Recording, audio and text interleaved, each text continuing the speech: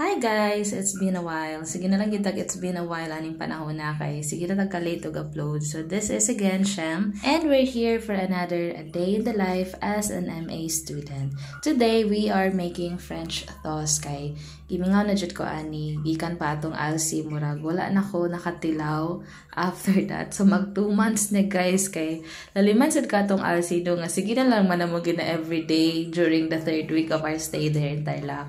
So, ganahan man gud ang mga boys na mo at that time at paborito po siya ni Frances. So, I have to learn to taste it and enjoy it at the same time. Kasi dili ka na ko siya bet before. But now, gimingaw na hinon ko saya. So, wala na siya. Buttercup and then eggs. I-mix lang nimo na ang egg, pati ang gatas. But, wala ako yung fresh milk at this time. Kaya, gibuhat na ko is kato na lang powdered milk. So, ayan, gimix lang na ako sila together and then, ibabad na nimo din haang mga sandwich. Ibutangan ako na siya o gamay paminta. Duha lang akong lutoon kasi mura may kaya na akong hot doon pero nag-upat na lang kay ako ana lang itaguan sa ref ang uban kay. Daghan man di ako nahimo nga gatas with egg. So, yan. Reserve na lang nato pagkagabi.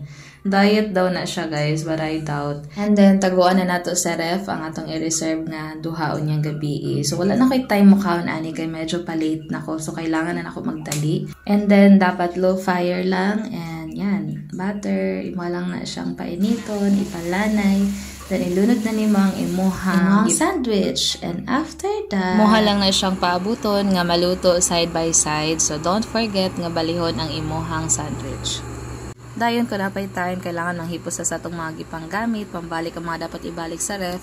Living with roommates, negotiable sa amo nga dili dahil mahugasan ang plato, lalo na kung busy na kaayo. So, okay lang na mabiyaan din ha, or dili hugasan forever. Huy, balikan rapod na, uy, unsagod na. And here's the final product that we did. Ayan, dili siya pagod guys, I'm so happy for that. After attending to my classes, ayan, here we go with our community chapel time. So, every Tuesday yun ni guys nga namin ngan ani.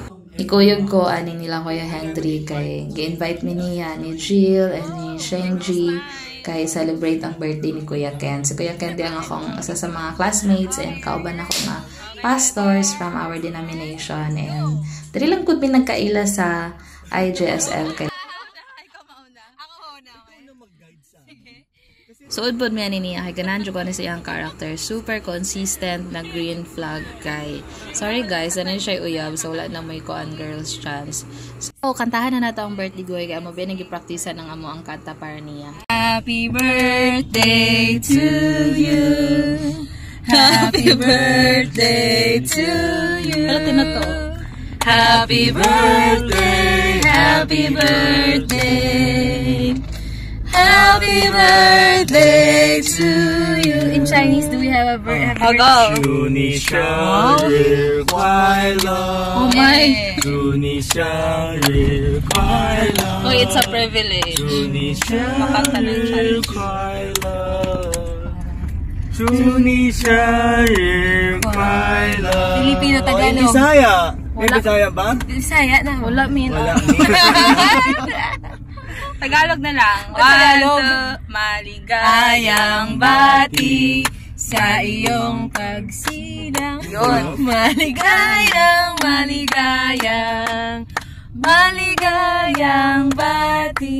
Korean. Happy birthday. Oh, Korean. Hamnida. Parang gano'n.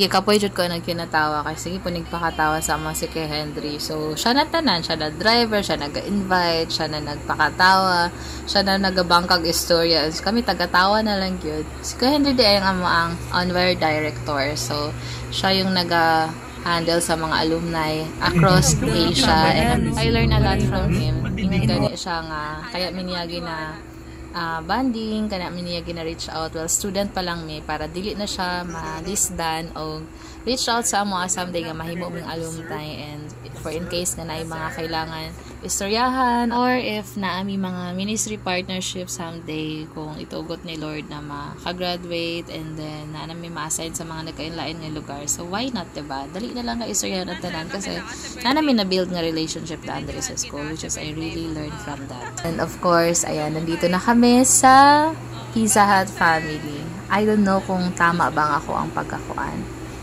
So nag-showcase din guys. So, ito na pala.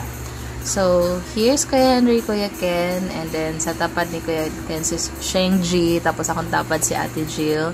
And happy kayo kay naipa-cake ang Seda Hotel para sa ato ang birthday boy. Siyempre, yan, imbis nga pampon na mo si Kuya Henry, yung siya abuso na daw siya, nagalitan siya pa ito mag-pray. Turning point, ako ragihaba nang naka-pray. So, ayan. Ato na lang ang bag natin sa buhay, guys, sa hapong ito. And so, we're just having a good conversation over food and papahuli ba kami. Siyempre, nag-request din kami na dapat kantahan nila si Kuya Ken. Ayan. So, sobrang happy ng birthday. Kasi naman, birthday na, happy pa, may pakain pa, may pasayaw pa from Kuya Henry.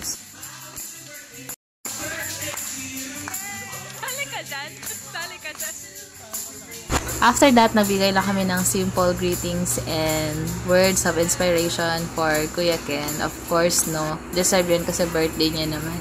And after that, nang uli na may kinapay meeting sa Ate Jill. So, kailangan na namang mauli dayon sa school. So, that's it guys. Thank you so much for watching. This is Shem. And I hope to see you guys on my next vlog. Bye! God bless!